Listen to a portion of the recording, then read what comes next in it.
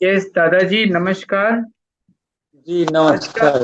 आज का जो विषय है वो है मानसाध्यात्मिक 16 सूत्री जीवन शैली। उसमें सूत्र 9 जो है साधना, अष्टांग योग साधना का विस्तृत वैज्ञानिक आध्यात्मिक वर्णन दादा करेंगे। और ललित मार्मिक तांडव और कौशिक नृत्य के बारे में भी टच करेंगे।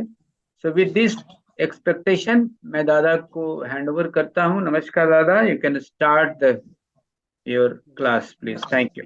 आपको मेरा नमस्कार। परम पिता बाबा की जय।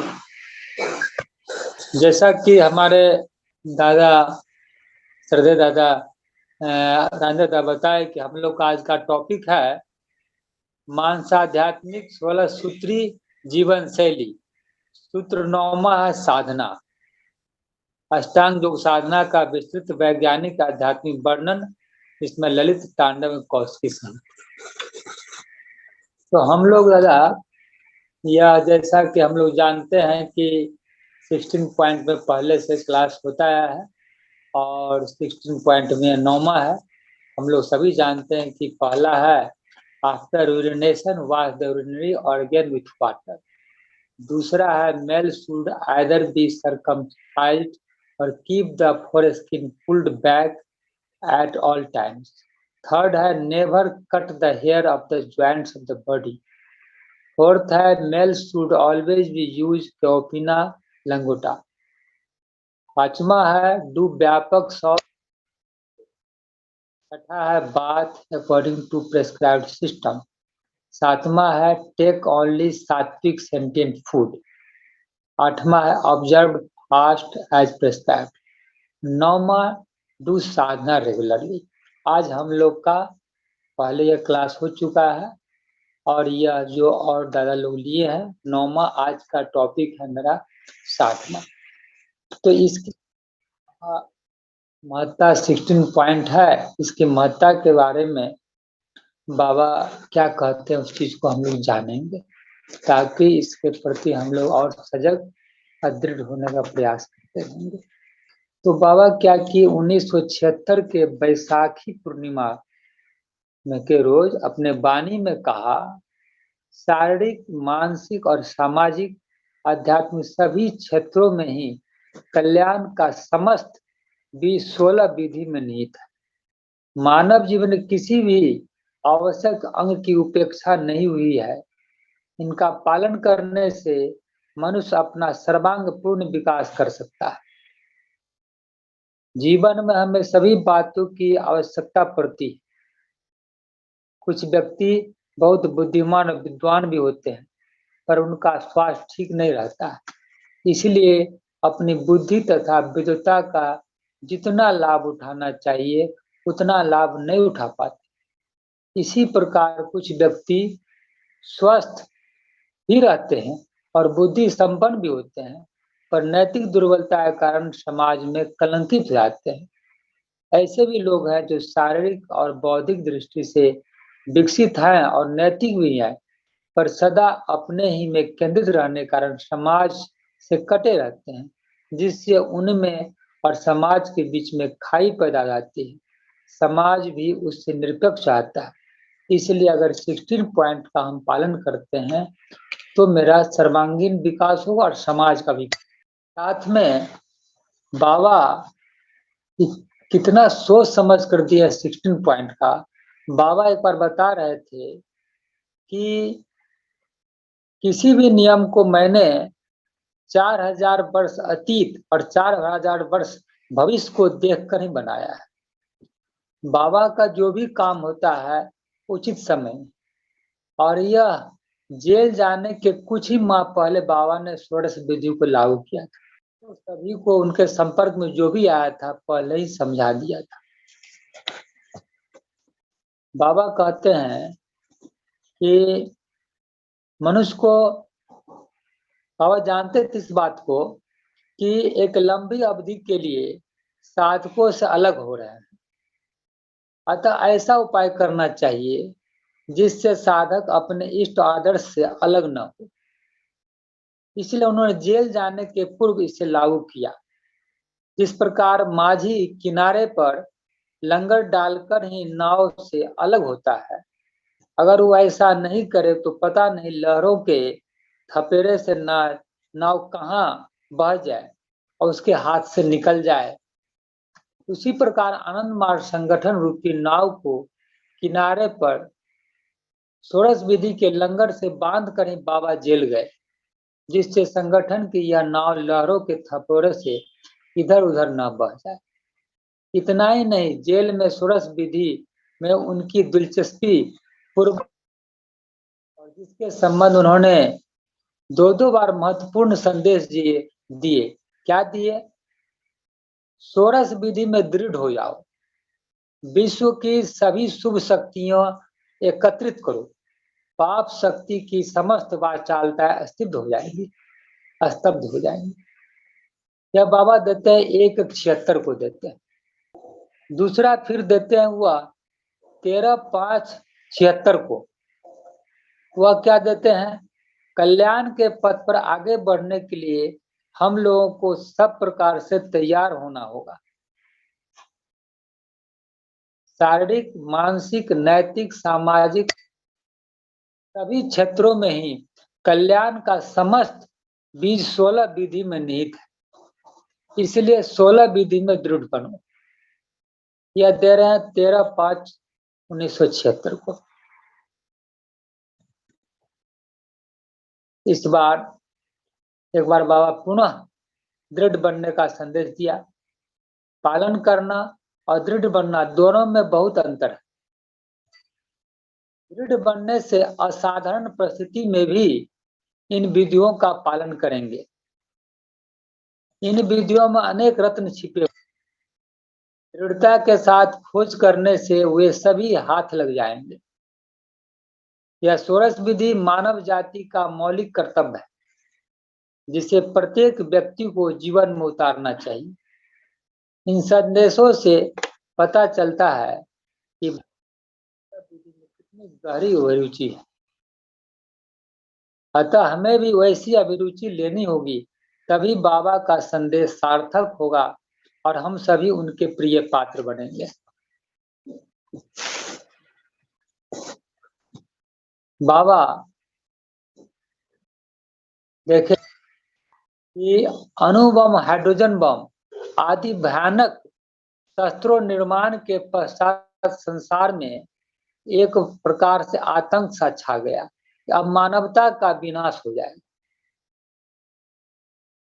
श्री बर्ट्रेड रसेल जैसे विचारवान भी बड़े उद्विग्न हो उठे और विश्व के जागरूक व्यक्तियों में एक प्रकार के से नैराश्य का वातावरण छा गया। यह बड़ी दुखद स्थिति थी। दुविधा, संदेह और भय इस वातावरण में आज से कुछ वर्ष पूर्व इस युग के महान चिंतक तथा दार्शनिक बाबा श्री प्रभात सरकार ने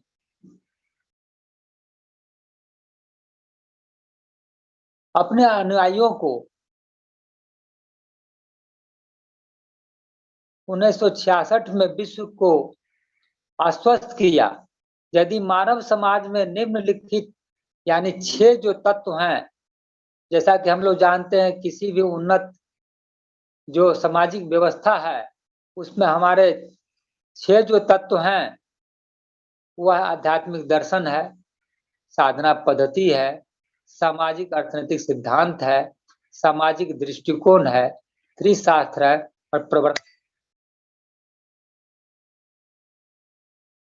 तो इसके माध्यम से हम क्या कर सकते हैं कि हम सभ्यता की प्रगति जो है हम आगे कैसे बढ़ाएंगे। और इसमें मेरा क्या है, सब कुछ निहित होता है, मिलता है अस्ति भाति आनंदम। अस्तित्व का अर्थ होता है, अस्थि का अर्थ होता है अस्तित्व, भाति का अर्थ है विकास, और विकास तभी होगा जब हमारा अस्तित्व रहेगा। बिना अस्तित्व के विकास संभव नहीं है। फिर विकास का प्रयोजन क्या है? प्रयोजन है आनंद प्राप्ति की। तो अतीत में कई सभ्यता जो भी आए, सभी क्या इस पृथ्वी से आज क्या हो गया है, लोप हो गया है, क्योंकि उनमें उपयुक्त जो 6 तत्व थे जो उन्नत मानव समाज के तत्व का अभाव था, टिक नहीं सकी। बाबा क्या किए, इसको ही एक नई संस्कृति उद्भव के लिए बाबा ने क्या किया, 16 सभी कुछ समाहित कर दिए और 16 पॉइंट के माध्यम से वह मेरा समाज व्यवस्था आगे बढ़ेगा। तो बाबा ने मानवता को बहुत बड़ा आश्वासन दिया और उन्हें एक ऐसी शर्त लगा दी, उसको पूरा करना आज की मानवता के लिए अनिवार्य हो उठा। विश्लेषण किया गया तो पाया गया में केवल 2 तत्व हैं, तो किसी में अधिक से अधिक 3। इन संस्कृतियों का आज जो ह्रास प्रारंभ हो गया है, उनका कारण समझ में आया हूँ। कुछ वैज्ञानिक सिद्धांत का अभाव है, अतः अपने आध्यात्मिक दर्शन और साधना पद्धति का त्याग कर दूसरे की संस्कृति की ओर उन्मुख हो रहे हैं और उनकी सभ्यता समाप्त हो रही है। कुछ संस्कृतियां जिसमें आर्थिक सिद्धांत है और उनमें न तो आध्यात्मिक दर्शन है और न कोई साधना की पद्धति, आज उनमें भी भयंकर दरार पड़ गई और वे मरणोन्मुख हो गए। अध्ययन करने के पश्चात आज का जागरूक मानव समाज, मानव समुदाय विश्व स्तर पर ऐसी संस्कृति के निर्माण में होगा, आवश्यक 6 तत्व विद्वान होंगे। यह आज आनंद परिवार के नाम से, जैसा कि हम जानते हैं, विख्यात है। इस नूतन संस्कृति निर्माण में बाबा ने सहायता किया। उन्होंने इसके लिए 16 सूत्रीय कार्यक्रम दिए। इस षोडश विधि में समस्त 6 तत्व आ जाते हैं। इस षोडश विधि का पालन विश्व के प्राय सभी देशों में बहुत तेजी से होकर लोग लगे हुए हैं पालन करने में। षोडश विधि का पालन बिना किसी भेदभाव के इस पृथ्वी का प्रत्येक व्यक्ति कर सकता है। सारी पृथ्वी की विशेषताओं को ध्यान में रखकर इसे बनाया गया है। इसके पालन से स्वास्थ्य बहुत अच्छा रहेगा, व्यक्ति दीर्घायु होंगे, मानसिक विकास होगा, लोग नैतिक और चरित्रवान होंगे, सामाजिक उत्तरदायित्व का सही बोझ जगेगा और आध्यात्मिक विकास होगा और मनुष्य आनंद की अनुभूति करेंगे। बाबा कहते हैं कि षोडश विधि सारी मानव जाति के लिए अत्यंत ही कल्याणप्रद है, जिन्हें विश्व भर के सभी मनुष्य बिना किसी भेदभाव के पालन कर सकते हैं। इस षोडश विधि में ऐसी बातों का उल्लेख है जो सबके लिए सामान्य है, कॉमन है और किसी को भी उनके पालन करने में ऐतराज नहीं हो सकता। आहार, जल, हवा सबके लिए आवश्यक है। जीव धर्म का पालन तो पशु पक्षी भी करते हैं, पर भागवत धर्म का पालन मात्र मनुष्य कर सकता है। इसलिए अत्यंत ही सहज ढंग से मानव समाज के सम्मुख रखा है। यह बाबा का कहना है 16 पॉइंट के प्रति।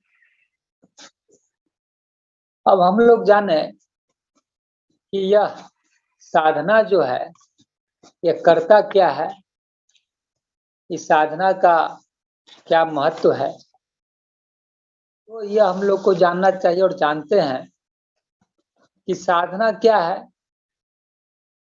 कि हम लोग जानते हैं मानस आध्यात्मिक यह प्रयास है, चाहे कोई स्पिरिचुअल प्रैक्टिस है। तो जागतिक क्लेश समूह की आत्यंतिकी निवृत्ति, जागतिक समूह की आत्यांतिकी निवृत्ति जिसके द्वारा होती है, उसी का नाम परमार्थ है और उस परमार्थ प्राप्ति की प्रचेष्टा का नाम साधना है। आत्मा जहां विषय मुक्त है, अर्थात सब प्रकार के क्लेशों से मुक्त है, वही उसे परमात्मा कहा जाता है। इसलिए साधक में जब तक द्वैत भाव रहता है, भाषा में कहा जाएगा कि साधना वही क्रिया है जिसके द्वारा आत्मा परमात्मा एकीभूत होते हैं। तो इस प्रकार का हमको क्या करना है, आत्मा से परमात्मा का जो योग है, उसका जो प्रयास है जो करने का, वह साधना है। जैसा कि हम जानते हैं कि यह 9वां मेरा है साधना है। 16 पॉइंट का 9वां पॉइंट क्या है कि यह साधना है। तो यह, और 10वां मेरा क्या है, आदर्श इष्ट, और 11वां क्या है, आदर्श। तो इष्ट और आदर्श जो है 10वां 11वां पॉइंट जो है 16 पॉइंट का षोडश विधि का मेरुदंड है। पर उनकी अनुभूति तभी होगी जब साधना का अभ्यास किया जाएगा। तो अगर साधना नहीं करेंगे तो इष्ट आदर्श का अनुभूति भी हमें नहीं होगी। तो बिना साधना के इष्ट आदर्श की उपलब्धि संभव नहीं है। साधना और इष्ट की तुलना ऐसे की गई है, गुरु और गोविंद से की गई है। साधना और इष्ट की तुलना गुरु और गोविंद से की गई है। जो कहा गया, गुरु गोविंद दो खरे, काको लाको पाए, गुरु बलिहारी आपने गोविंद दियो बताए। तो साधना और इष्ट गुरु और गोविंद से की गई है। जिस प्रकार बिना गुरु के गोविंद को पाना संभव नहीं, उसी प्रकार बिना साधना के इष्ट की उपलब्धि संभव नहीं। इसलिए साधना जीवन में बहुत महत्वपूर्ण स्थान रखता है। इसलिए हम लोग को साधना क्या करना चाहिए, बाल्यकाल से ही साधना प्रारंभ करनी चाहिए। जितना शीघ्र हो उतना शीघ्र हमको साधना अपने जीवन में प्रारंभ करना चाहिए।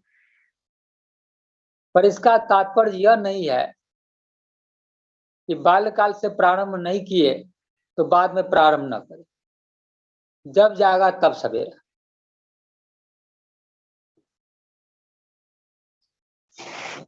यद्यपि प्रत्येक वस्तु का अपना समय होता है शुरुआत करने का। इस पर कार्य करने में शीघ्रता भी आती है और आसानी से संपादित भी होता है। अन्यथा श्रम और समय दोनों अधिक लगते हैं। बाल्यकाल से शिक्षा ग्रहण करने की जो परंपरा सभी देशों में प्रचलित है, उसका कारण यही है कि कम उम्र में सीखने की बालकों में जो उत्सुकता और शक्ति रहती है, अधिक उम्र होने पर वह छिन्न हो जाती है। उम्र के साथ साथ हमारा ध्यान जीवन और जगत के कतिपय आकर्षणों की ओर बढ़ जाता है, लग जाता है ध्यान, और सीखने की प्रवृत्ति लुप्त होने लगती है। यही कारण था कि प्राचीन काल में बाल्यकाल से बच्चों को धर्म का ज्ञान करा दिया जाता था।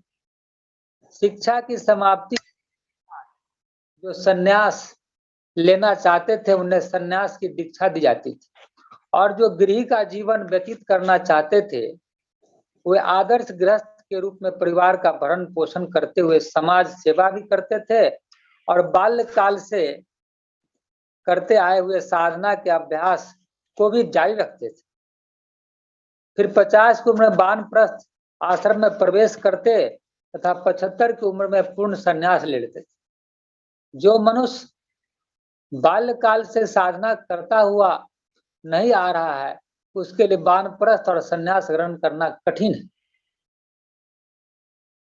बहुत अच्छे लोगों को यह कहते सुना है कि रिटायर होने पर संन्यास लेंगे, पर देखा गया कि ऐसा नहीं कर सके। जिस वातावरण का अभ्यास नहीं है उसे कैसे अचानक प्रारंभ किया जा सकता है। पांचों पांडवों ने राज्य का त्याग कर इसलिए संन्यास लिया कि उन्होंने बाल्यकाल से ही साधना का अभ्यास किया था और इसके आनंद का स्वाद भी उन्हें मिला था। वेद व्यास, सुखदेव जैसे उच्च कोटि के विद्वान और अध्यात्मवादी इसलिए हो सके क्योंकि बाल्यकाल से उन्होंने गुरुकुल में रहकर धर्म तथा अन्य विषयों की शिक्षाएं ग्रहण की थी। जैसे सिंचाई, बुआई, कटाई का समय होता है, ऋतुएं होती हैं जिन पर अमल करने से आसानी से बीज अंकुरित होते हैं। उसी प्रकार धार्मिक अभ्यास का भी अपना समय है जिस पर आरंभ करने से तत्काल लाभ होता है। बचपन में हमारी वृत्तियां कोमल होती हैं, परमात्मा के उन्हें मोड़ना आसान होता है। आगे चलकर यही वृत्तियां जब कड़ी हो जाती हैं उन्हें सही दिशा में मोड़ना कठिन हो जाता है। इसी बीच में मनुष्य कतिपय कुसंस्कारों को सीख लेता है जैसे जैसे उम्र बढ़ता है। जिनको त्यागना उसके लिए आसान नहीं रहता। मादक द्रव्यों का सेवन, लोभ वस्त्र रजोगुनी आहार का स्वाद, हिंसा, मिथ्या भाषण, चोरी, प्रकार के भ्रष्टाचार, सभी में क्या होता है, धीरे धीरे सभी कुछ उस पर और सभी में रत हो जाता है, सभी कुछ समझने लगता है उसमें, उस सभी संस्कार उस पर हावी हो जाते हैं, जिन्हें चाह कर भी वो नहीं छोड़ सकता, चाहे जिस भी उम्र में से हो। अर्थात करने लगे उम्र के व्यक्ति क्यों न हो, साधना सीख लेने का सौभाग्य प्राप्त हो चुका है जिसे, उन्हें साधना में बहुत नियमित होना चाहिए। एक दिन किया साधना, दूसरे दिन छोड़ दिया, फिर तीसरे दिन प्रारंभ किया, इससे नियमितता भंग हो जाती है। अगर साधना की है तो नियमित करें। हम लोग इस प्रकार साधना को नित्य तो करते हैं, पर समय का विचार भी नहीं रखते हैं, ऐसा भी देखा जाता है।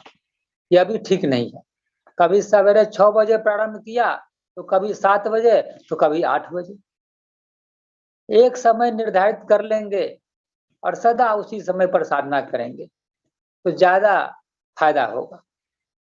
ऋतु के अनुसार या प्रयोजन के अनुसार समय निर्धारित कर लेंगे, पर एक बार जब समय निर्धारित कर लिया, उस पर डटे रहने का कोशिश करेंगे। इसी प्रकार यदि साधना में 6 पाठ है, 6 लेसन तक है, तो कभी 1 लेसन किया, कभी 2, यह भी उचित नहीं है। दोनों समय सभी लेसनों का पाठों करना चाहिए, क्योंकि जो पाठ छोड़ देंगे उसके लाभ से हम लोग वंचित हो जाएंगे। जिस परिश्रम से उसे सीखना है या सीखे हैं, उसी परिश्रम से उसे पूरा भी करना चाहिए। फिर भी और साथ में प्रत्येक पाठ का, प्रत्येक लेसन का क्रम होता है। सभी पाठों की क्रिया पर क्रम से नहीं किया, यह भी ठीक नहीं है। और पाठों का क्रम बना लेना चाहिए, उसी क्रम में आसन, प्रत्याहार, ध्यान, धारणा, प्राणायाम सब करना चाहिए, ध्यान करना चाहिए। लेकिन क्रम में क्या है कि उलटफेर हो सकता है। वह आचार्य बताएंगे कौन सुविधा अनुसार आपके लिए क्या होगा, उचित होगा।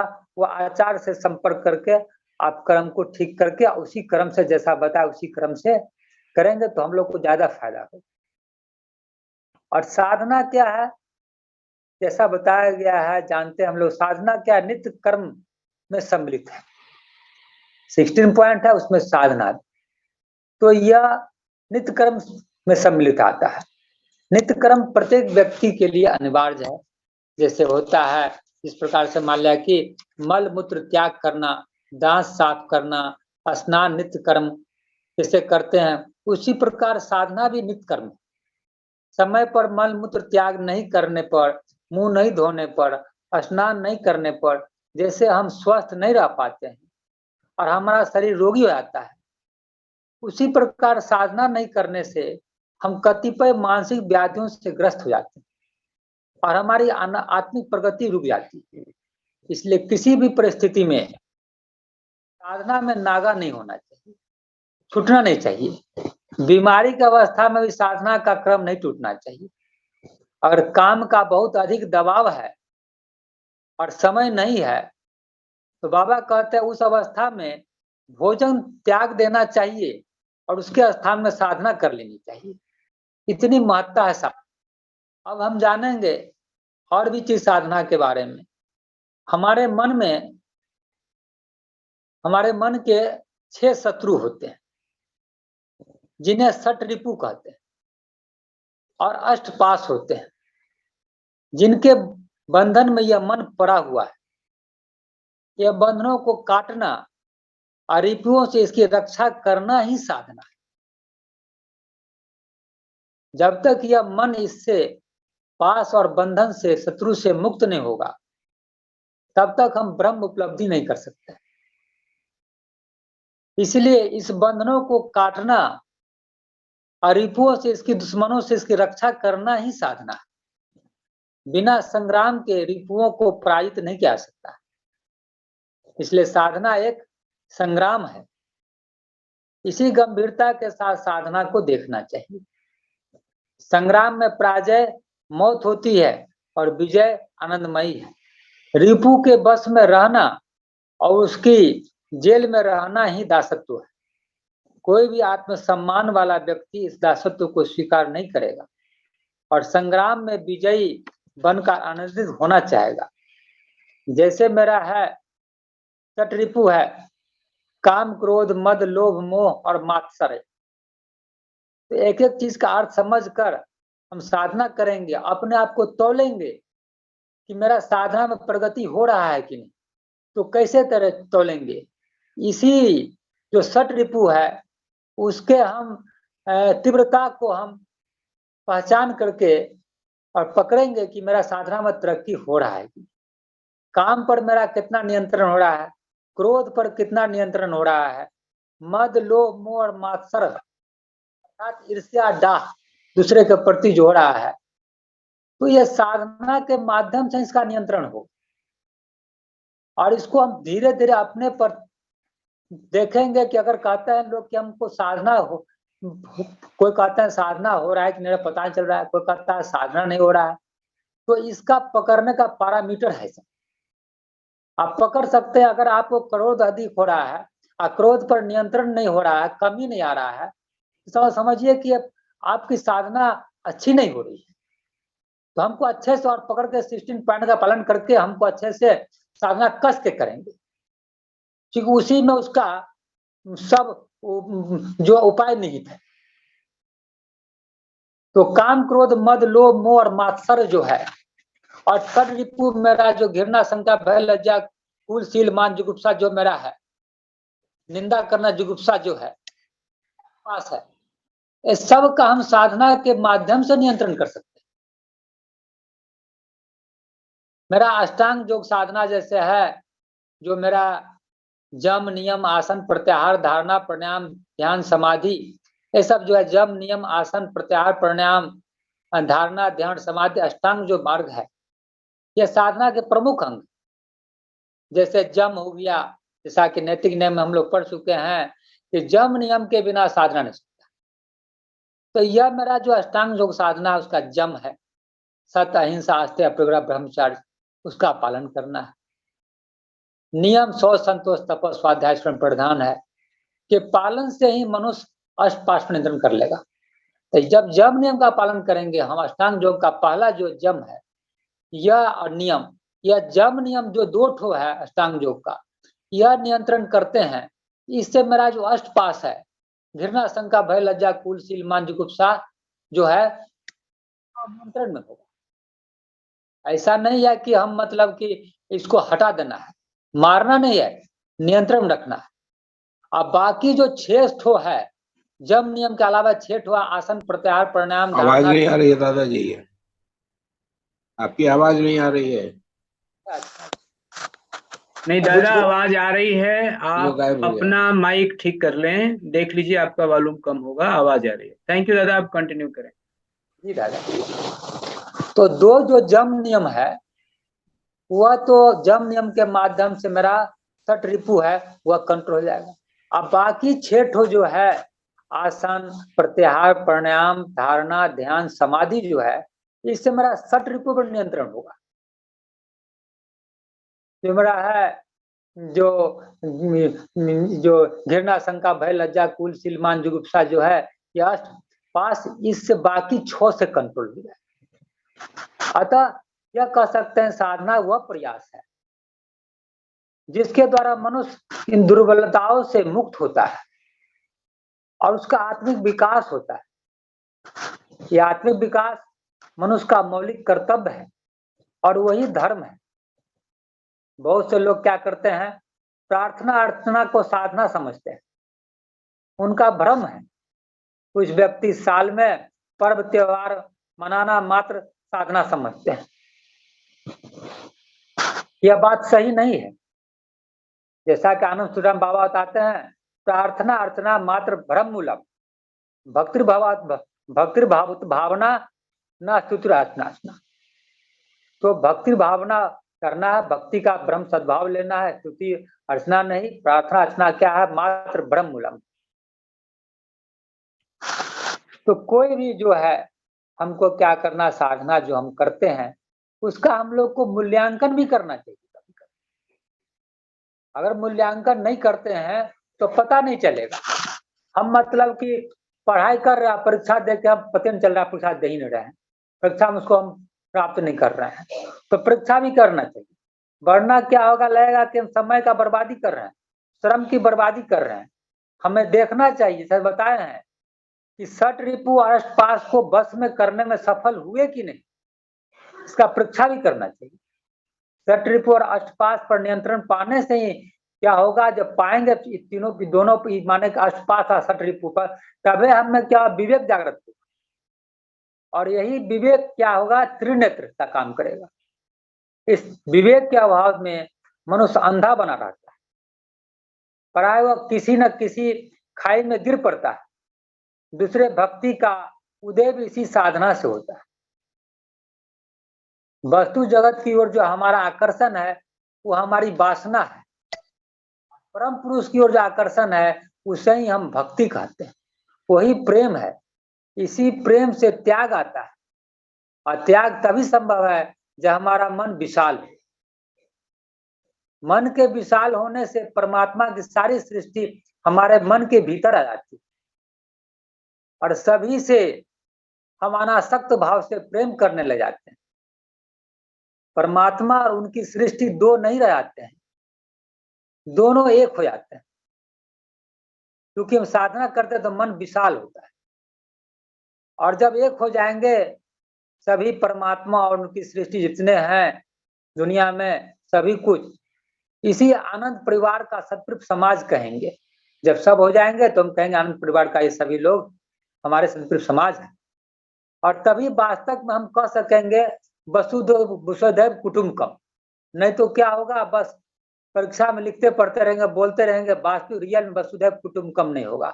यह अपना पराय का यह लक्षण हमेशा मन में भरा रहेगा, तभी जाकर वास्तविक वसुधैव कुटुंबकम चरितार्थ होगा। यहीं पर परमात्मा से हमारा साक्षात्कार होता है, जब ऐसा भाव आता है जिसके लिए हमें यह जीवन मिला है।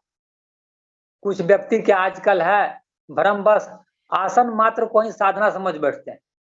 आजकल लोग आसन को ही योग का प्रावची समझने लगे। आसन साधना होता है, आसन साधना नहीं है, आसन साधना में सहायक होता है। केवल यही साधना या योग नहीं है, उसका एक अंग है। आसन कभी भी किसी से हम पूछ लिया, नारी व्यक्ति से या पुस्तक से पढ़ लिए है कि नहीं, और उसका अनुसरण कर लिए, ऐसा नहीं करना चाहिए। प्रत्येक मनुष्य के मान लिया आसन है, जैसे हमारे अभी क्लास दादा, ऐसा नहीं है कि हम किसी से आसन सीख लिए और कर लिए। और प्रत्येक मनुष्य जो आसन करते हैं सबका जरूरत नहीं है कि सब आदमी एक ही प्रकार का आसन करे। बताते हैं ट्रेंड, किस व्यक्ति के लिए कौन आसन चाहिए उपयुक्त होगा। तो प्रत्येक मनुष्य के आसन एक से नहीं होते हैं। शारीरिक संरचना, व्याधि आदि को देखकर ही सिखाए जाते हैं। ट्रेंड प्रशिक्षित शिक्षक होते हैं, आचार्य होते बताते हैं। तो जो आसन एक आसन के लिए हितकारी, जो आसन एक मनुष्य के लिए हितकर है, कोई दूसरे के लिए अनावश्यक भी हो सकता है। इसलिए ट्रेंड किसी आचार्य से सीख कर ही आसन का और प्रशिक्षक से अभ्यास करना चाहिए। फिर आसन के भी कई कतिपय नियम होते हैं, ये साधना में सहायक होते हैं। अगर हम आसन नहीं करेंगे तो हमारे एंडोक्राइन ग्लैंड ठीक नहीं रहेगा, सेक्रेशन नॉर्मल नहीं होगा, मन साधना के प्रति बनेगा नहीं। इसलिए सब हैं अष्टांग योग साधना के, है ना, ये सब हैं अंग है। इसलिए क्या करना, आसन करना चाहिए। और आसन के कतिपय नियम होते हैं, उन नियमों का पालन के बिना आसन करने से लाभ तो होगा ही नहीं, हानि की होने की संभावना रहती। उस प्रकार से प्राणायाम की भी यही अवस्था है। कतिपय तरह के प्राणायाम होते हैं। कौन प्राणायाम है? आचार्य बताते हैं, श्वासों के भीतर लेना और रोकना, बाहर निकालना मात्र प्राणायाम नहीं है। इसके साथ मंत्र आवश्यक होता है जिससे ब्राह्मी भाव लिया जा सके। बिना ब्राह्मी भाव के प्राणायाम हानिप्रद होता है। मंत्र के विषय में भी कुछ लोग यही भूल करते हैं।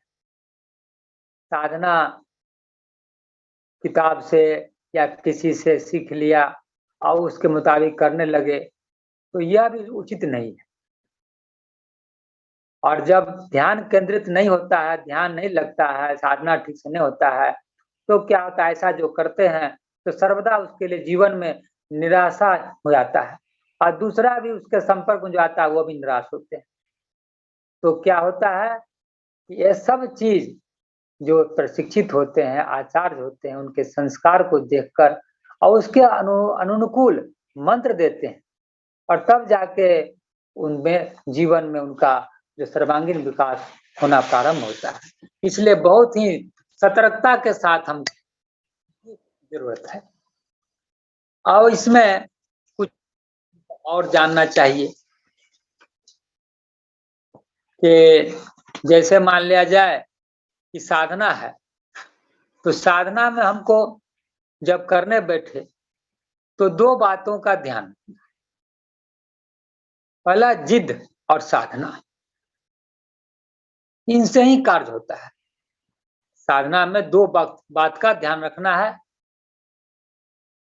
लक्ष्यान भक्ति, पहला है लक्ष्यान भक्ति, अर्थात सब समय लक्ष्य को याद रखना है, गुरु मंत्र लेना है, उनके आनंद के लिए जीना है। दूसरा है प्रयासशीलता, अर्थात उसके लिए जिद के साथ आंतरिक और बाह्य सेवा का अभ्यास करना चाहिए। उसके लिए जिद के साथ आंतरिक और बाह्य सेवा का अभ्यास करना चाहिए। इन दोनों का मिलित नाम है साधना।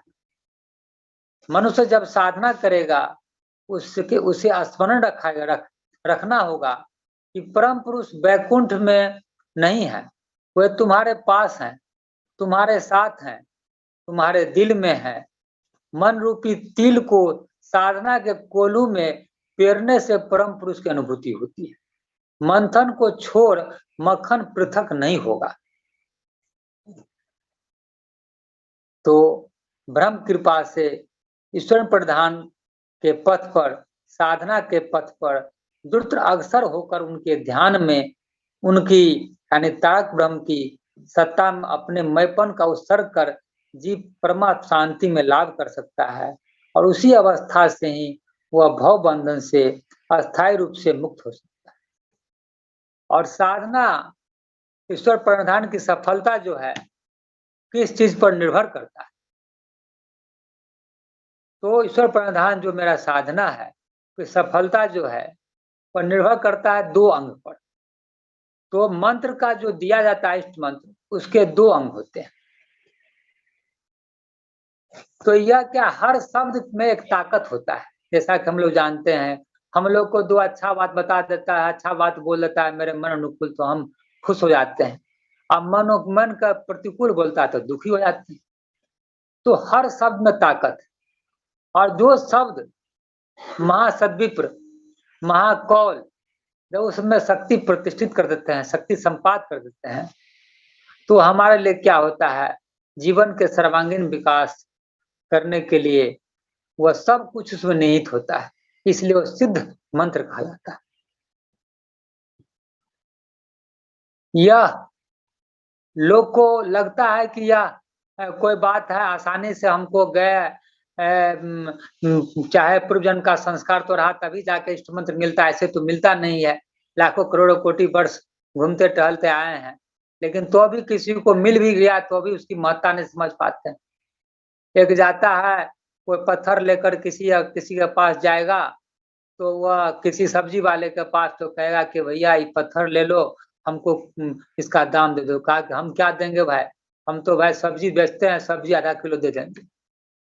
और वही जाता है किसी अच्छे वाले के पास में, बिजनेस वाले पास, किराना गल्ला के पास जाता है, कहता है कि ये पत्थर भाई ले लीजिए, मेरे पास पत्थर है, कुछ इसका दाम दे दी, कहा कि ठीक है भाई पत्थर है तो थोड़ा ले लो, 5 किलो सामान ले लो। तो उसी प्रकार से बढ़ते रहता है। जौहरी के पास गया तो वो जौहरी को कहा कि पत्थर भाई मेरे पास है। वो जौहरी समझ गया और कहा कि जितना दुकान में और भी संपत्ति है, सोना जेवर ले लो, लेकिन पत्थर दे दो हमको। और वह कहा कि इतना ही नहीं, कहा कि भाई कि इतना से नहीं होगा, कहा और तक, कहा कि पूरा संपत्ति मेरा ले लो। तो जब उसकी महत्ता समझता है तब वह उसके जीवन में अपने आप को उतारता है। नहीं तो समझता है कि हमको मिल गया है, इसका कोई प्रकार का इसका वैल्यू नहीं समझता है। इसलिए यह जौहरी जो है जैसे समझता है, जौहरी बनने की हम लोग को आवश्यकता है कि मिल गया है तो उसके जीवन में उतारे किस प्रकार से। तो जप मंत्र जो है, मंत्र जप के 2 अंग हैं, एक है दीपनी और दूसरा है मंत्र चैतन्य। मंत्र जप के पहले दीपनी के व्यवहार की आवश्यकता होती है और मंत्र जप के साथ साथ मंत्र चैतन्य का बोध रहना अनिवार्य है। कहा गया अंधकार गृहे याद बन किंचित प्रतिभासते, दीपनी रही तो मंत्रस्थैव परिकीर्तिता। अर्थात तुम लोग जब मंत्र जप दीपनी शुद्धि निश्चय ही जानोगे। किस प्रकार से हम जो शुद्धियां वही हमारी दीप, इसका व्यवहार हम लोग को जानना पड़ेगा ठीक से। अगर जिनको नहीं है भूत शुद्धि, आसन शुद्धि, चित्त शुद्धि का अगर सही व्याख्यात अगर कंसेप्शन नहीं है तो आचार से इसको सीखना चाहिए। नहीं तो बिना टॉर्च के हम अंधेरा में घूमते रहेंगे, इधर जाना है पता नहीं चलेगा। इसीलिए बारंबार मनुष्य को क्या करना चाहिए कि साधना रिवाइज करते रहना चाहिए। जब मौका मिले समय समय पर थोड़ा भी कंफ्यूजन हो आचार से संपर्क करके। और बहुत सारे बातें होते हैं ऐसा, एक बार किताब कोई चीज पढ़ता है तो समझ में ना, दोबारा तिबारा उसी किताब को पढ़ता है जितना उतना क्लैरिटी आने लगता है और तब लगता है अरे ये बात तो दिमाग में आया नहीं था, अब समझ में आ रहा है। तो एक बार जो कोई साधना सीख लिया और उसी पर कर रहे हैं ऐसा नहीं, वह कोशिश करना चाहिए जब भी मौका मिले तो साधना जरूर रिवाइज करते रहना चाहिए। और जितना अधिक हो साधना लेसन भी बढ़ा लेना चाहिए, क्योंकि कल का सूरज किसने देखा है। इसीलिए समय बड़ा सीमित है लोगों के पास। ऐसे परमात्मा से जितना सेवा करेंगे परमात्मा देते रहेंगे, यह भाव से अगर हम अपने आप को लगाए रहेंगे समाज में कि परमात्मा का जो जगत बना हुआ है, जगत का सेवा करेंगे परमात्मा की जगत का, तो परमात्मा आगे बढ़ाते हैं। वैसे व्यक्ति को दृढ़जीवी होते ही हैं। तो इस प्रकार से हम लोगों को क्या करना है कि सब कुछ शुद्धियां सीखना है। और जिस प्रकार अंधकारमय अंधारपूर्ण घर में वस्तु रहने पर भी हम उसे नहीं देख पाते, उसी प्रकार जिन्होंने मूल्यवान मंत्र पाया है वे भी दीपनी अर्थात प्रदीप के बिना उसे सही रूप में ग्रहण नहीं कर पाते। और दूसरा है मंत्र चैतन्य। अर्थ समझकर मंत्र जप करने से मंत्र चैतन्य की विधि सहज ही पूरी हो जाती है। अगर हम अर्थ नहीं समझ के जप करेंगे तो फिर खत्म हो जाएगा। क्योंकि क्या है कि भावना रहना चाहिए, हम क्या चीज भाव ले रहे हैं। क्योंकि जैसा कहा गया as you think so become, मन का यह स्वभाव है। हम बराबर कहते हैं, बाबा कहते हैं कि जैसे मान लिया जाए हम पानी को गिराएंगे तो गड्ढे में जाएगा। वो क्या है, पानी का स्वभाव है, भिगाना पानी का स्वभाव है, चिलतल तर प्रदान करना पानी का स्वभाव है। उसे मन का स्वभाव जैसा भाव लेंगे वैसा हो जाएंगे। इसलिए हम क्या भाव ले रहे हैं मंत्र का, वह उचित हम समझ बूझकर उसका भाव लेंगे, तभी जाकर मंत्र चैतन्य। और समझकर मंत्र जप करने से मंत्र चैतन्य की विधि सहज ही पूरी हो जाती है। बिना अर्थ समझे जप क्रिया करना समय का दुरुपयोग छोड़ और कुछ नहीं है, समय का दुरुपयोग। इसलिए यह दीपनीय और मंत्र चैतन्य शुद्धियां और मंत्र का भाव हमेशा इसका ध्यान रखेंगे हम। तो यह स्थिति है, हम लोग को इसकी महत्ता के बारे में समझे हैं और जिससे ताकि हम आगे अपना और जो चरम लक्ष्य है उसकी प्राप्ति कर सकेंगे। तो यह जो हम जाने अभी तक कि साधना क्या है, स्पिरिचुअल मेडिटेशन है, जिसको कि साइको स्पिरिचुअल प्रैक्टिस कहते हैं।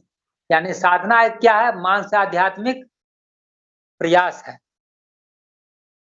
साधना का सामान्य सिद्धांत है जो 4 भागों में, साधना का सामान्य सिद्धांत है 4 चरणों में है।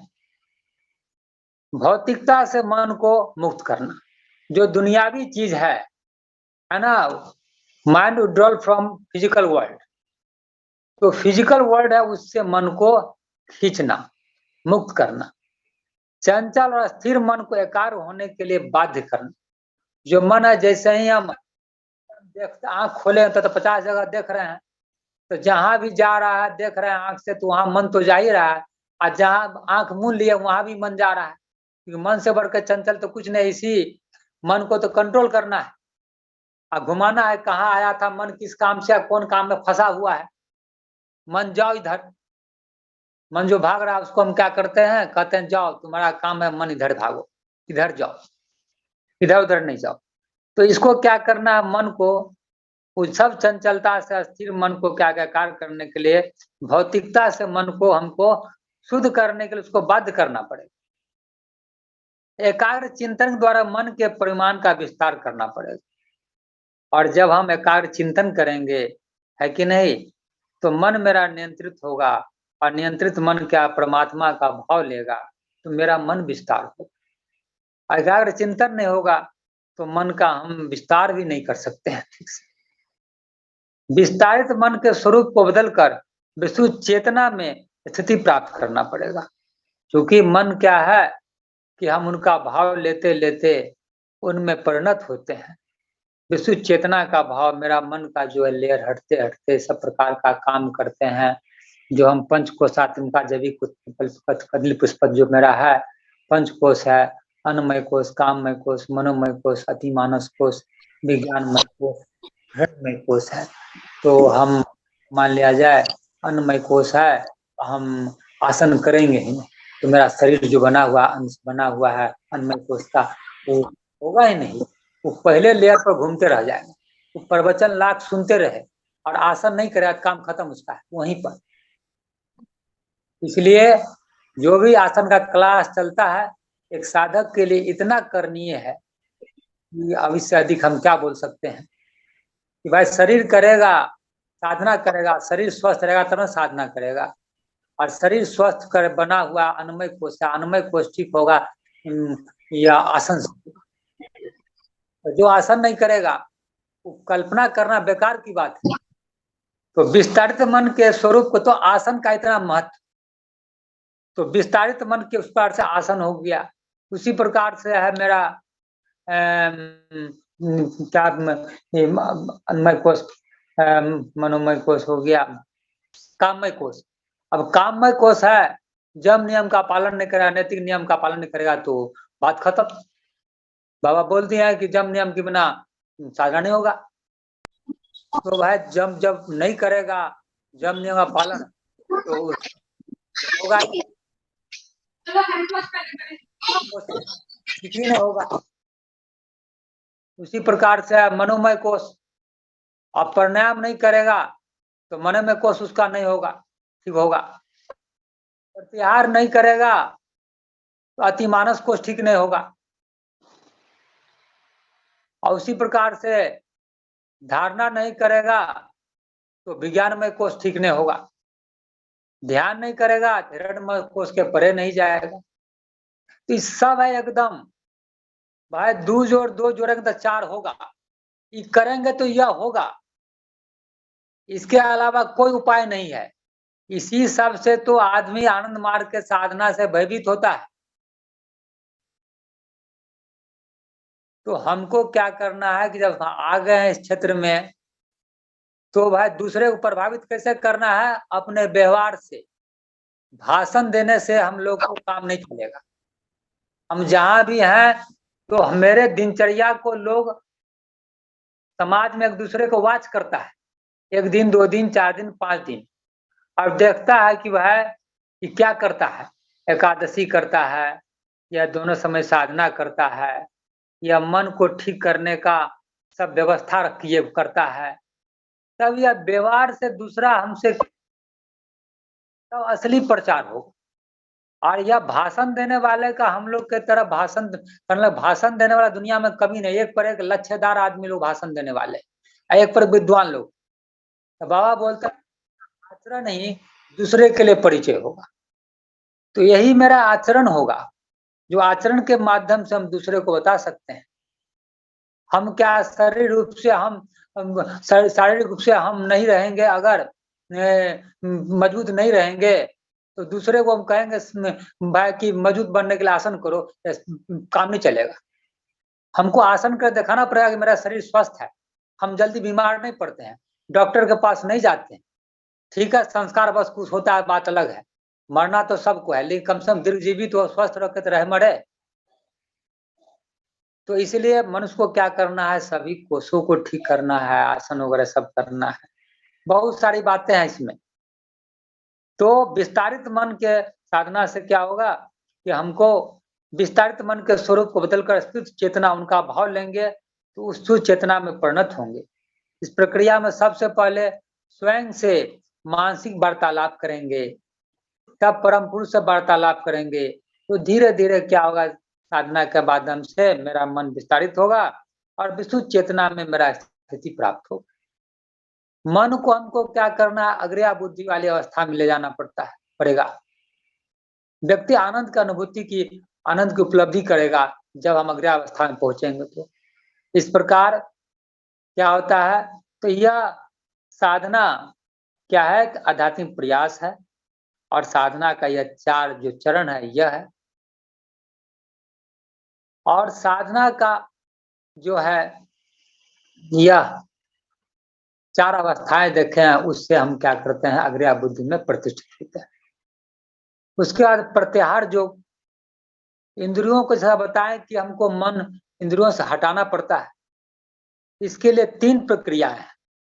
जैसा पहले बताया, भूत शुद्धि, आसन शुद्धि, चित्त शुद्धि। तो भूत शुद्धि क्या है कि हमको अपने जो पंच महाभूत, भूत मतलब स्पिरिट नहीं, घोस्ट नहीं, भूत मतलब होता है जो दुनिया 5 तत्व से बना हुआ है, क्षिति जल पावक गगन समीर, ये 5 महाभूत से है बना हुआ दुनिया है। इस 5 महाभूत से मन को हटाना है।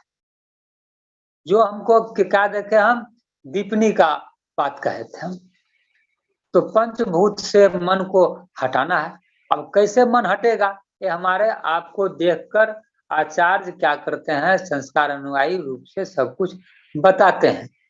तो आचार्य बताते हैं, वो बताएंगे आपको आचार्य। तो पहला करना है भूत शुद्धि, जो आपको कैसे कैसे मन को एकाग्र करना है, प्रक्रिया से बताते हैं। फिर आसन शुद्धि है कि मन को फिर हम शुद्धि के बाद कहाँ पर मन को रखेंगे। तो फिर आचार्य बताते हैं कि मन को आपके संस्कार अनुयायी कहाँ पर उसको जगह देना है।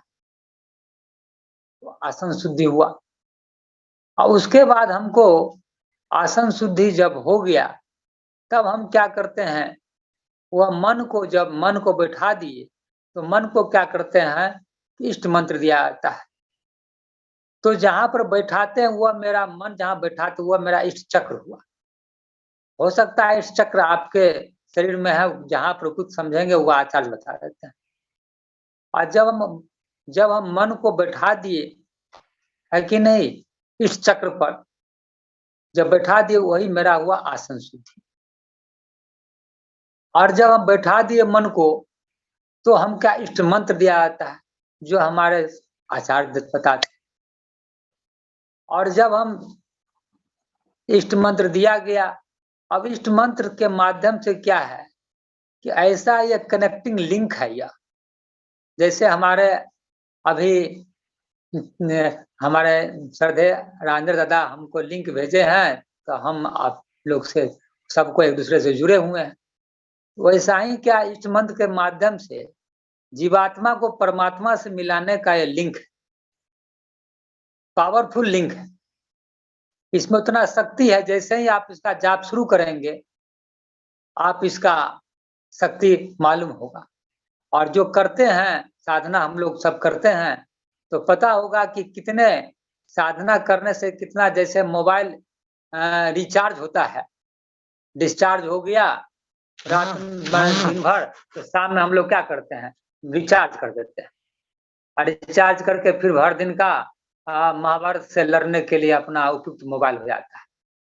उसी प्रकार से क्या है कि हम सुबह में कर लेते हैं साधना से, अपने आप को रिचार्ज कर लेते हैं, फिर भर दिन लड़े, फिर एग्जॉस्ट हो गया मेरा शरीर मेरा मन, तो फिर क्या करते हैं, शाम में फिर रिचार्ज कर लेते हैं। तो इस प्रकार से क्या होता है, रिचार्ज कर लेते हैं। तो इष्ट मंत्र के माध्यम से हम जब मन को दे देते हैं, तो मन को इष्ट मंत्र के माध्यम से मन को परिचालित करते हैं, ऐ मन इधर चलो, उस चित्त में लगा देते हैं। तो इष्ट मंत्र का जाप शुरू होता है, तो यह इसमें लगा दिए, तो यह मेरा हुआ, उसका भाव लेना शुरू कर दिए, इष्ट मंत्र का जाप करना शुरू कर दिए, तो मेरा उधर की ओर मन जानता, मन को हम भगाने लगते हैं जिधर हमको जाना है, जिसके लिए कोटि वर्ष से भटकते हुए आ रहे हैं, शरीर मिला है मनुष्य जीवन। तो कहा भी गया है कि कृष्ण नाम हरि नाम बड़ी मधुरा, जय जन कृष्ण वजह से बढ़ चतुर। सबसे बुद्धिमान व्यक्ति होता है जो परमात्मा का भाव लेता है। तो इसलिए सबसे बुद्धिमान व्यक्ति वही होता है जो चित्त शुद्धि में लग जाता है। तो यह मेरा 3 प्रक्रिया होता है, मन को है ना दुनिया से हटा के परमात्मा की ओर ले जाना। उसके बाद है साधना की तैयारी के लिए कैसे हम आदर्श तैयारी करेंगे। तो साधना के लिए तैयारी के लिए क्या है, 3 चीजों का आवश्यकता होता है। साधना की तैयारी के लिए 3 चीजें आवश्यकता होती है, एक होता है श्रवण, एक होता है मनन, एक होता है निधिध्यासन। श्रवण मनन निधिध्यासन, श्रवण मनन निधिध्यासन। अब श्रवण में हम क्या करते हैं, जिसको हम कह सकते हैं श्रवण मनन निधिध्यासन के माध्यम से क्या साधना की तैयारी होती है। जैसे हम बताए हैं कि हवाई जहाज उड़ाने के लिए एरोड्रम तैयार रहना चाहिए, रनवे तैयार होना चाहिए। अगर रनवे तैयार नहीं होगा तो ठीक से हम साधना रूपी प्लेन को उड़ा नहीं सकते हैं। तो उसके लिए हमको तैयारी करना पड़ता है श्रवण मनन निधिध्यासन, यानी कि कीर्तन जप और ध्यान। श्रवण अर्थात कीर्तन, मनन यानी जप, निधिध्यासन यानी ध्यान। तो श्रवण क्या है, तो श्रवण क्या करना है कि आत्म कीर्तन नहीं करना, हरि कीर्तन करना है। कितना आदमी को लगेगा अपने कीर्तन करने, अपने प्रशंसा करने, जब तो उसको रोकिए ना तब तो करते रहेगा। तो जब भी मौका मिले तो क्या करना चाहिए, श्रवण करना चाहिए। और श्रवण किनका, हरि कथा का, हरि कीर्तन का। हरि कथा तरंग, क्योंकि सृष्टि की सबसे सूक्ष्म तरंग सब तरंग है, इसलिए सर्वदा हरि कथा सुनने के लिए कान लगाए रखना चाहिए। हरि कथा का जब जब मौका मिले, हरि कथा का आध्यात्मिक क्षेत्र में यथेष्ट गुरुत्व है। भगवत प्रसंग की चर्चा सुनना आध्यात्मिक ग्रंथ आदि के पाठ से अधिक गुरुत्वपूर्ण है, क्योंकि शब्द बहुत सूक्ष्म तरंग होता है। इसलिए जहां भी हो, जिस तरह भी हो, उनका नाम सुनना तथा बोलना एक बड़ा सुअवसर है। जब दूसरे का नाम हम पुकारते हैं तो स्वयं भी अपना नाम सुनते हैं। परम पुरुष के नाम उच्चारण के इस द्वैत आनंद को ही कीर्तन कहते हैं। भजन है उनका नाम स्वयं सुनना, इसलिए भजन और कीर्तन दोनों ही करना चाहिए। और यही जो भजन और कीर्तन सुनते हैं या हम करते हैं, यही श्रवण है हमेशा। यह सगुण ब्रह्म के प्रारंभिक बिंदु के ऊर्ध्व ले आता है। इसलिए मनुष्य को क्या करना चाहिए, हम लोग को अधिक से अधिक हरि कीर्तन करना चाहिए, श्रवण करना चाहिए। और श्रवण इतना श्रवण में सिद्ध हो जाना चाहिए कि अगर हम कहीं पर अगर नहीं भी सुन रहे हैं, कहीं नहीं भी हो रहा है हरि कीर्तन, तो भी मेरे कान में लगे कि हरि कीर्तन हो रहा है, बाबा नाम केवलन को उच्चारण हो रहा है। ऐसा श्रवण करते करते सिद्धि प्राप्त हो जाना चाहिए कि मेरे कान में पड़ रहा है बाबा नाम केवलन कीर्तन, हरि कीर्तन का ही सुनाई पड़ रहा है। ऐसा श्रवण करते करते वह श्रवण में वह सिद्ध हो जाते हैं। मनन है केवल भगवान का ही चिंतन करना और दूसरे का नहीं। जब भी कोई प्रकार का बात मन में आया, हठात मन में आ जाना चाहिए, अरे हम किस काम में फंस गए, हमको काम करना है, क्या किस काम में हम चिंतन कर रहे हैं, क्या क्या मन में आ रहा है, तो क्या करना है, तुरंत मन को हटा खींच लेना चाहिए। तो केवल भगवान का ही चिंतन करना और दूसरे का नहीं।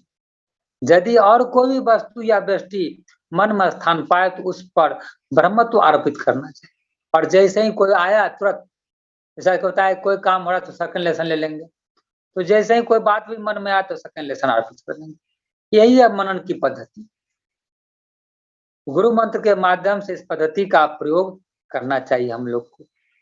मनन वह प्राइमोडियल फैकल्टी है, अंतिम बिंदु से प्रारंभिक बिंदु तक ले आता है मनन। निधिध्यासन क्या है? परम पुरुष के प्रति 16 आना समर्पण ही निधिध्यासन। हमेशा सरेंडर, द्रौपदी की तरह किसी प्रकार का कर्वेचर नहीं, 100% समर्पण। निधिध्यासन की आंतरिक बात है मन की सारी वृत्तियों को एक बिंदु पर केंद्रीभूत करना एवं उसे परम पुरुष को निवेदित कर देना। तो इस प्रकार क्या है, श्रवण मनन और निधिध्यासन का नियम पूर्वक पालन करने से ये सब लाभ होता है कि हम ब्रह्म उपलब्धि करते हैं। यदि कोई ऐसा करता है तो उसके लिए सब कुछ ही स्पष्ट रहता है।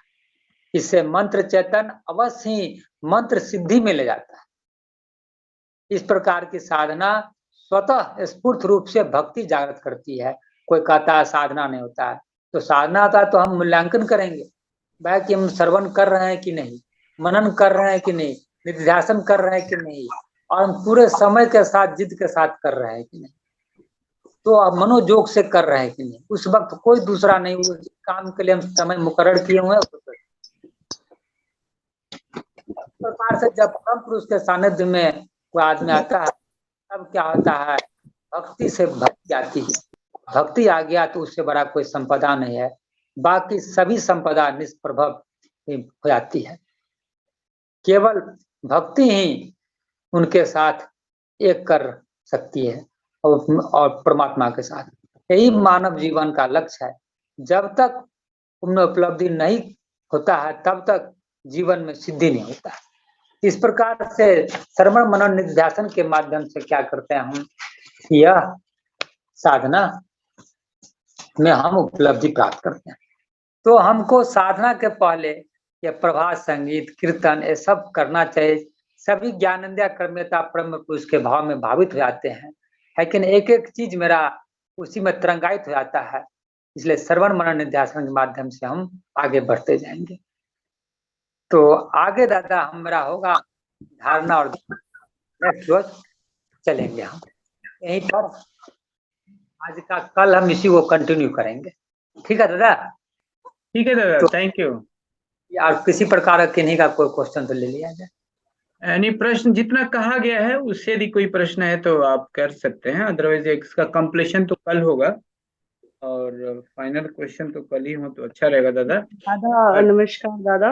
हाँ नमस्कार दीदी। दादा मैं एक बात कहना चाह रही हूँ कि जैसे दादा कहते हैं ना, कहने कहा कि कीर्तन मतलब श्रवण में इतनी सिद्धि कर लेनी चाहिए कि अगर कीर्तन कहीं नहीं भी चल रहा तो हमें ऐसा लगे जैसे सुनाई दे रहा है। तो दादा जब भी हम डीएमएस वगैरह से आते हैं, हम बाबा बर्थडे पे सारी रात कीर्तन करते हैं, तो कहीं जब हम अपने घर में वापस आते हैं तो आसपास कहीं कोई और भी भजन चल रहा होता है तो हमें ऐसा ही लगता है कि जैसे बाबा नाम केवलम कीर्तन चल रहा है। तो ये ऑटोमेटिकली ही हमें ऐसे कहीं कोई और म्यूजिक भी चल रहा होगा तो हमें ऐसा ही महसूस होता है दादा। तो ये मैं थोड़ा कहना चाह रही थी। बाबा की विशेष कृपा आप पर इसी ढंग से बनी रहे, यही तो है श्रवण की सार्थकता, श्रवण की सिद्धि। ये मुझे लगता है ये ज्यादातर हमारे मार्गी ब्रदर सिस्टर्स को ये जरूर होती होगी। बाबा तो हमारे पास आवे माध्यम बाबा दे दिए हैं। जी दादा, हमारा बहुत अच्छी बात है, इसी ढंग से बाबा कृपा बनाए रखे हम लोग पर। जी दादा, धन्यवाद दादा। क्या राकेश जी आप अनम्यूट करके अपना प्रश्न करें प्लीज। Thank you. जी नमस्कार दादा सभी को। नमस्ते। दादा जैसा कि बता रहे थे आप कि साधना का जो है वो जितने भी लेसन्स हैं, जितने भी पाठ है, जी उसका एक क्रम बना रहना चाहिए। तो जी क्या यह क्रम जो है हर व्यक्ति के लिए अलग अलग है, या ये क्रम सबके लिए एक ही है? क्रम तो आपको जैसे जैसे लेसन बताए हैं वैसे है, लेकिन आचार्य पर्सनली सुविधा अनुसार आपके आध्यात्मिक उन्नति को ध्यान में रखते हुए और आचार्य उसको क्या करते हैं, क्रम बनाते हैं, है ना। अच्छा, इसका मतलब सब अच्छा सबके लिए अलग अलग हो सकता है। मानो वो बताएंगे आचार्य आपके आध्यात्मिक उन्नति हेतु और आपको देखते हुए संस्कार के अनुसार है कि ना, आपके बॉडी का सब कुछ देखते हुए सब बात व्यवस्था आचार्य व कर्म का निर्धारण कर देंगे। तो उससे आप डिस्कशन करके उनसे आप सब कर सकते हैं, उसमें हो सकता है आगे पीछे, है कि नहीं। अच्छा, जी जी जी जी। हमको आसन करने में हमको आसन पहले करना मेरे लिए समय उपयुक्त होता है, मेरे अपने काम दैनिक कार्यक्रम को देखते हुए आसन कर लेने से पहले हमको सुविधा होता है कि हम साधना कर लेंगे तो आसन करते हैं, तो साधना करने के लिए हमको कितना समय चाहिए, आपके पास उतना समय है या नहीं, क्योंकि आसन करेंगे तो ब्लड सर्कुलेशन बढ़ जाएगा, मन की चंचलता बढ़ जाएगी। तो यह बहुत सारी बातें हैं। तो तुरंत आप आसन का तुरंत सामने बैठेंगे तो मन के चंचलता है, मन शांत रखने का, मन स्थिर रखने कार्य करने का ही तो प्रोसेस है साधना। तो कोई आदमी करे कि हम आसन कर ले तुरंत साधना कर लें, तो आपको सब कुछ देख कर क्या आता है, अच्छा, आचार्य बताएंगे वो, आप उनसे डिस्कस आगे पीछे कौन करना ठीक रहेगा, तो आचार्य बताएंगे। जी जी ठीक है धन्यवाद। दादा, थैंक यू। और किन्हीं का प्रश्न? तो दादाजी आज का कार्यक्रम यही समाप्त करते हैं। हमारे बहुत बहुत धन्यवाद आपको। आपने तो इतनी मूल बातों को पकड़ा कि हम तो मानते हैं कि जो लोग प्रेजेंट हैं वो इस बात को फील किए होंगे, और ये आपका वीडियो लोगों को बहुत काम आएगा। तो ये बहुत बड़ी परम पुरुष की कृपा है कि आप आज इतना डिटेल में बताए हैं, और उम्मीद है कल इसी शिद्दत से हम लोगों को सुनने को मिलेगा ताकि हम सब लाभान्वित हों। धन्यवाद दादाजी, नमस्कार।